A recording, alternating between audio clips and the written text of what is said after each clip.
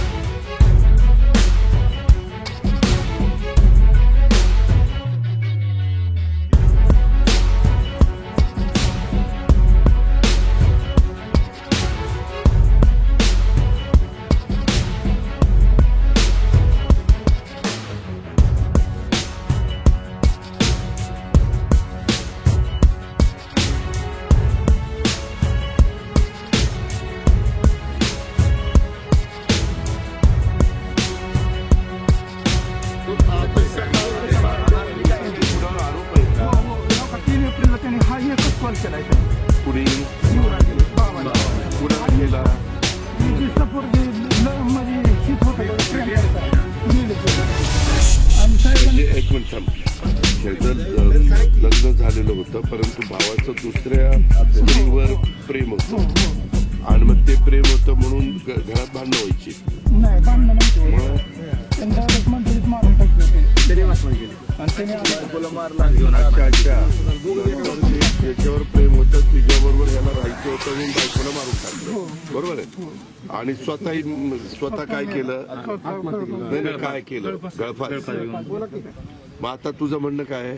यांनी कारवाई केली नाही साहेब ते समोर कुणावर? हे जे नंबर आहे ना 3 एप्रिलला. अरे वेड्या, कुणावर?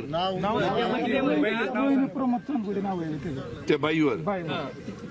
पण बाईवर कशा करता हे करायचंय? मग त्यांचा कॉल झाला ती इंस्टाग्रामला, ती बाई आमच्या देखत म्हणत होती मारून टाकतो त्या बायकोला, आमचं घरच संपलं त्याच्यात. तेच मी त्याला म्हणतो नीट व्यवस्थित सांग ना. त्याच्या भावाचं लग्न एका व्यक्तीबरोबर महिलेबरोबर झालं होतं, त्यांचा संसार चाललेला होता, ती प्रेग्नंट होती. परंतु नंतर त्याच्या भावाचं दुसऱ्यावर अगोदरच होतं आणि ती त्रास वारंवार देत होती त्याला, ती तिला सोडून देईन नाही तर मार, असा प्रकार होता. बाबा पहिलं तिच्यावर प्रेम होतं तर मग ती अशी काय लागली? तिचं लग्न झालं, तिचंही लग्न झालंय, तिलाही नवरा आहे. इथं पोलीस खात्याचं कोण आहे? तुझं कुठल्या पोलीस स्टेशनला आहे? अहो जरा एक्सक्यूज मी थांब ना जरा बाजूला. हे ऐक हे डेप्युटी कलेक्टर आहेत, माझी प्रायव्हेट सेक्रेटरी. ऐक, हे सगळं व्यवस्थित लिहून घेतील. मी एसपीशी बोलतो. तू केला आता मी पण लक्ष घालतो. तुझं साधारण तुझं एवढंच म्हणणं आहे की ते फोन काय त्यांचा झालाय त्याचा तपास करा.